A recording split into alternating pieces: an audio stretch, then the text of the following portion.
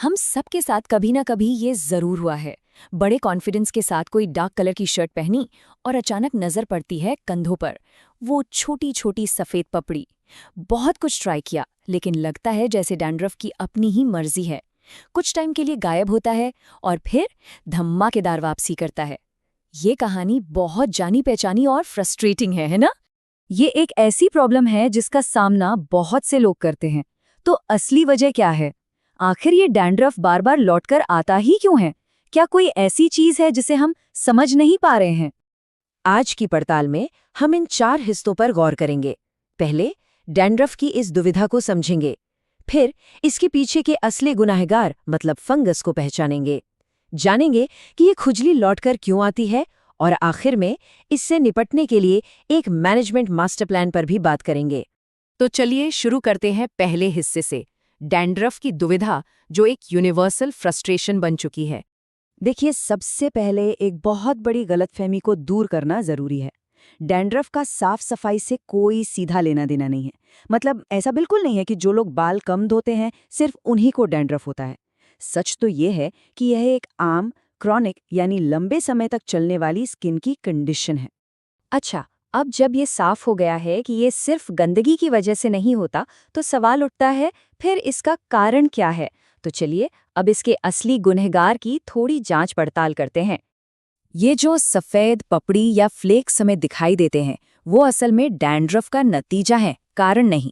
होता क्या है कि जब स्कैल्प यानी सिर की त्वचा में किसी वजह से जलन होती है, तो स्किन सेल्स के बनने और झड़ने की जो नॉर्मल प्रोसेस है, वो बहुत ज़्यादा तेज हो जाती है और यही हमें डैंड्रफ के रूप में दिखता है। और इस जलन का जो असली जिम्मेदार है वो है एक माइक्रोस्कोपिक फंगस मैलासीजिया ग्लोबोजा। लेकिन सबसे हैरान करने वाली बात जानते हैं क्या है? ये फंगस लगभग हम सभी वयस्कों के स्कैल्प पर नेचुरली रहता है। ज्यादातर लोगों के लिए इससे कोई प्रॉब्लम नहीं होती, पर कुछ लोगों का स्कैल्प इसके प्रति थोड़ा ज्यादा सेंसिटिव होता है और बस यही सेंसिटिविटी डैंड्रफ की असली वजह बन जाती है। तो यहाँ एक सवाल उठता है कि अगर ये फंगस सभी के स्कैल्प पर है, तो फिर सिर्फ कुछ लोगों को ही डैंड्रफ बार बार क्यों परेशान करता है? इसका जवाब छिपा है एक दुष्चक्र में। चलिए देखते हैं कि ये खुजली लौटकर क्यों आती है। जैसा कि यहाँ देख सकते हैं, ये पूरा खेल 4 स्टेप्स की एक साइकिल में चलता है। सबसे पहले एम ग्लोबोसा फंगस स्कैल्प में जलन पैदा करता है। फिर इस जलन के कारण स्किन सेल्स के झड़ने की रफ्तार अचानक बहुत बढ़ जाती है। इसके बाद ये जो एक्स्ट्रा डेड सेल्स हैं, ये आपस में चिपक कर पपड़ी या फ्लेक्स बन जाते हैं जो हमें दिखाई देते हैं। और चौथा और सबसे जरूरी स्टेप, ये फंगस स्कैल्प पर मौजूद तेल को खाकर और बढ़ता है, जिससे जलन और तेज होती है और ये साइकिल फिर से शुरू हो जाती है। यही वो दुष्चक्र है जो डैंड्रफ को बार बार वापस ले आता है। तो फिर सवाल ये है कि ये चक्र अचानक से एक्टिवेट क्यों हो जाता है? इसके कुछ कॉमन ट्रिगर्स होते हैं, जैसे बहुत ज्यादा स्ट्रेस, शरीर में हार्मोनल बदलाव, या तक कि कुछ खास हेयर प्रोडक्ट्स का इस्तेमाल, या फिर ठंडा और सूखा मौसम भी इसे ट्रिगर कर सकता है। ये सभी चीजें स्कैल्प के नेचुरल बैलेंस को बिगाड़ देती हैं और उस फंगस को हावी होने का मौका दे देती हैं।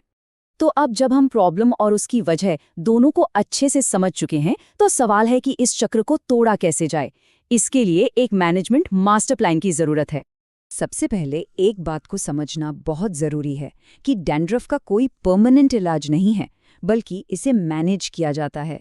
देखिए, इलाज का मतलब होता है बीमारी की जड़ को हमेशा के लिए खत्म कर देना। लेकिन क्योंकि ये मैलासीजिया फंगस हमारे स्कैल्प का एक नेचुरल हिस्सा है, उसे पूरी तरह से खत्म नहीं किया जा सकता।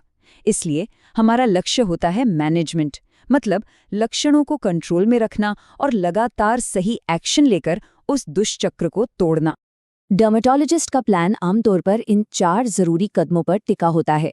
नंबर 1, सही टूल्स का इस्तेमाल, यानी ऐसे मेडिकेटेड शैम्पू जिनमें एंटी फंगल तत्व हों। नंबर 2, कंसिस्टेंसी, मतलब प्रोडक्ट के निर्देशों को ठीक से और नियमित रूप से फॉलो करना। नंबर 3, प्रोडक्ट्स को बदलते रहना ताकि वो फंगस किसी एक शैम्पू का आदी न हो जाए। और नंबर 4, अपने पर्सनल ट्रिगर्स को पहचानना और उन्हें मैनेज करने की कोशिश करना। इस मेन प्लान के साथ साथ स्कैल्प की ओवरऑल हेल्थ के लिए कुछ और प्रो टिप्स भी बहुत काम आती हैं, जैसे शैम्पू को सही तरीके से इस्तेमाल करना, उसे स्कैल्प पर लगाकर कुछ मिनट के लिए छोड़ना जरूरी है ताकि वो असर कर सके। स्कैल्प को जोर जोर से नाखून से खरोचने से बचना, एक बैलेंस डाइट लेना और स्ट्रेस को मैनेज करना भी इसमें बड़ी मदद करता है। तो डैंड्रफ कोई शर्मिंदगी की बात नहीं, बल्कि एक सिग्नल है। ये याद रखना जरूरी है कि हमारा स्कैल्प भी हमारे शरीर की स्किन का ही एक हिस्सा है।